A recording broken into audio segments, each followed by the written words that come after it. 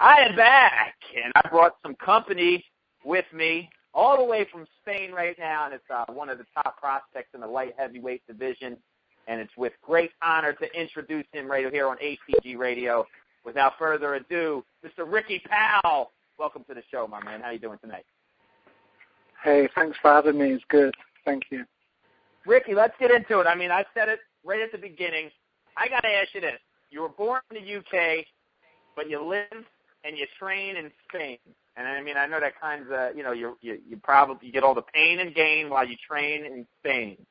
What's up with that? Give us a little background on, you being a Brit, obviously, but you're out in Spain these days. You're living in Spain. Yeah, I mean, obviously, I was born in the UK, and when I was young, when I was 4 years old, my parents, they immigrated to Spain. So obviously, I moved over here with them to Spain, and I've been here ever since. I do go back to the UK now and again, but for my boxing career, my trainer, my manager's here, and my training over here is brilliant. I have a very good team around me, and the weather's a lot better than the UK as well. So I've got no complaints in that sense.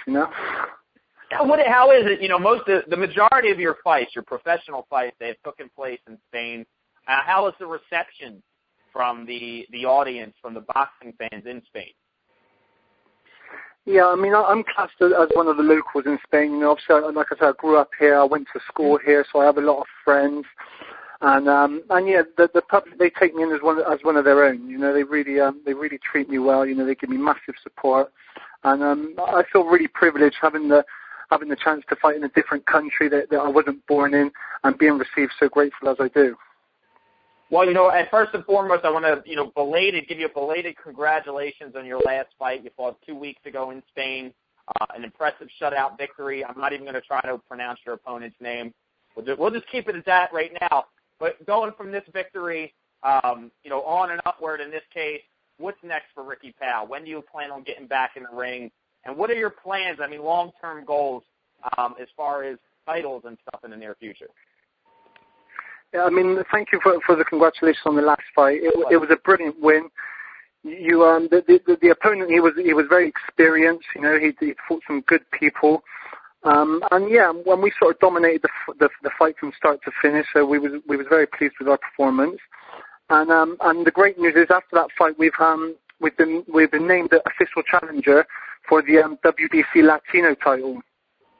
So the plan is we're going to be fighting for that on October 19th in Spain. We're just trying to sort out a venue now, and we're in talks with the WBC also looking for an opponent because the title was vacant. So that's going to be the main thing for the rest of this year. Just get that WBC Latino belt, win it, and we've been guaranteed by the WBC that if we do win it, we'll get a top 15 ranking in the WBC.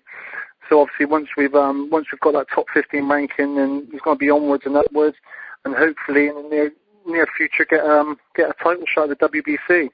Oh, that'd be amazing! Congrats, and get yourself in the WBC rankings. I know that's one of the steps for championship aspirations for all fighters coming up. So definitely, Ricky, congratulations on that. Let's go right into it, man. Let's talk about. I gotta go kind of domestically. We know you're in Spain, but Spain's not that far from the UK.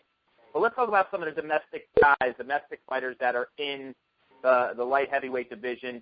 I would like to hope that you would like to fight some of these guys, obviously to get some good quotes of you calling these guys out. But let's start out in the UK. You got guys like Danny McIntosh. You got guys like Enzo Macronelli, who's making a run, former cruiserweight world champion. Oval McKenzie, Nathan Cleverly, Tony Bellew. Guys like that. Are these guys on your radar for the future? Even if it's in the order that I sent out to you, are these some of the guys that you hope to fight sometime in the near future? I'm willing to fight anyone out there, whether it's in the UK, Spain, or anywhere in the world or Europe, Whatever chances come along in my career, I'm willing to take them. Whether it is sort of Nathan Cleverly in the UK or Gabriel Campillo in Spain, we've been trying to get a fight with him for a long time, but he's not willing to take it. I know he's got a shot in Chicago now against Andre Fonfara in next month. He would be a really good step up in class for us. And a really good really good rival for us, to fight against. We'd really like that. It'd be a massive fight in Spain. Oh. But yeah, like in the UK as well, I said there's a lot of big names. Enzo Machinelli, I'd be willing to fight him. I really am. I'm willing to fight anyone. I'm young, I'm only 26 years old, so for this weight class is quite young. I'm still a baby, as my trainer sort of puts it. And I'm just willing to I'm willing to fight anyone. Like I said, the first step's going to be to fight for this WBC Latino. Hopefully pray to God that we win it, and then we can get this top 15 WBC ranking, and then just go from there, really. No, and you just mentioned, that, and definitely, I like your style, man. I like that you're willing to fight, face all comers. But let's talk about your fellow countrymate, Gabriel Campillo, in his last time out. But before, I know he had a fight in Spain. It was a comeback fight. But before, he fought Sergey Kovalev, and Sergey Kovalev did to him what I didn't expect to be done. Nobody has ever done to him. Mop the floor with Campillo. I got to ask you this. You mentioned you wouldn't mind fighting Nathan Cleverly somewhere down the line next month. Nathan Cleverly and Sergey Kovalev are fighting for the WBO World Light Heavyweight title. Who do you like in that fight? It's going to be a very good fight. Obviously, Nathan Cleverly is very good. He's young. He's very fit. His performances are very fitness-based, very similar to how Joe Calzaghe was. But Kovalev, I must admit, I like him. I like his style. He's fearless, he's ruthless, and he's got one hell of a punch on him. So I don't think that Cleverly has ever been tested the way that Kovalev is going to test him next month. So I'm putting my money on Kovalev to stop him. Maybe. I know Cleverly's going to be on home ground in Cardiff, but I just think Kovalev is he's a ruthless operator, and I think he can do the business. I like that. I'm going to disagree with you. Not disagree with you. I'm going to go against that. A lot of people, a lot of the so-called boxing experts, a lot of the fighters, a lot of champions are picking Kovalev to go over to Wales and knock him out.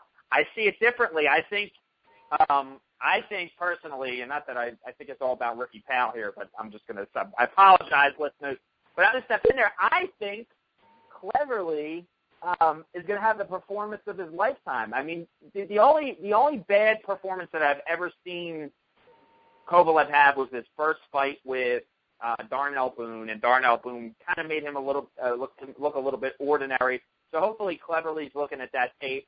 He uses his range. He keeps his distance from these bombs. I mean, we'll see. Ricky, we'll have to, after this fight, you and I will have to see what happens and see who is right, who is wrong. Gabriel Campillo, a guy you want to see, he's got an opportunity again for the IBO world title, light heavyweight title against Andrew Bonfera, going down in Chicago as we were discussing that. Oh no, it's not for the IBO title. Doesn't say it's for the IBO title. But regardless, do you think Campillo is going to go to Chicago and beat the highly rated Polish fighter?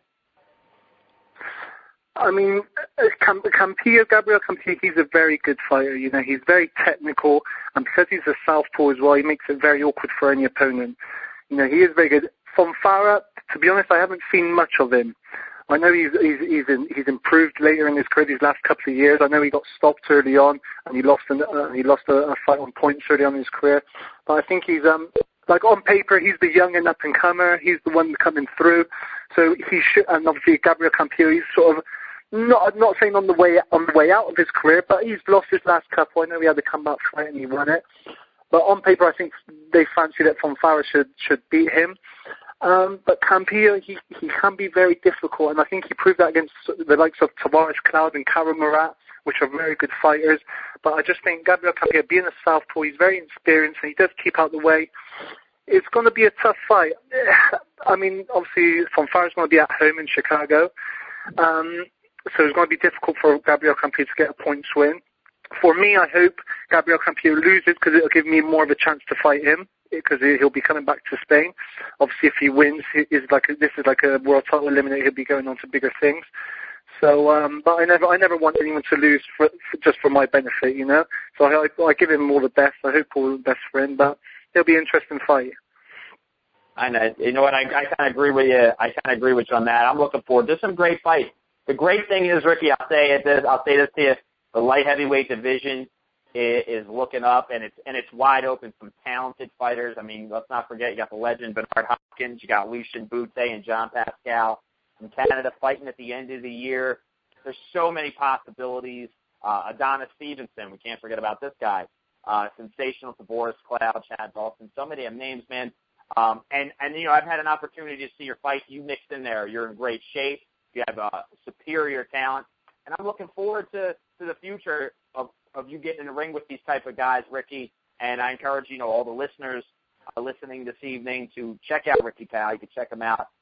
You're on Facebook, of course, on Twitter. I know you have a Team Ricky Pow page. What exactly are the pages on Twitter? I don't have everything in front of me right now. Where could the listeners follow you on Twitter? Yeah, they can follow me on Twitter at Team Ricky Pow.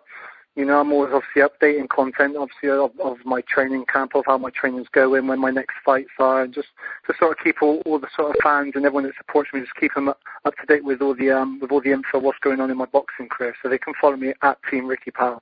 That'd be brilliant. We'll get that out there as well. And Ricky, as soon as we find out for your upcoming title fight who you'll be fighting, we'd love to get you back on the show to talk about it.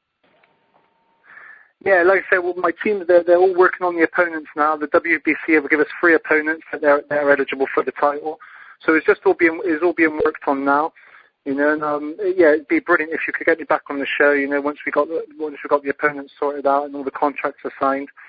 And I just basically, like I said, I fight anyone, I fight anywhere. I've had 12 pro fights, and I've already fought all over Europe in my 12 pro fights. I'm not afraid of going away. Obviously, I want to go to the States, because obviously that's where all the big things and dreams happen, and all the big fighters are, especially at the light heavyweight division. And I just want everyone to sort of follow me and just give me a chance, really. Just watch me and give me a chance.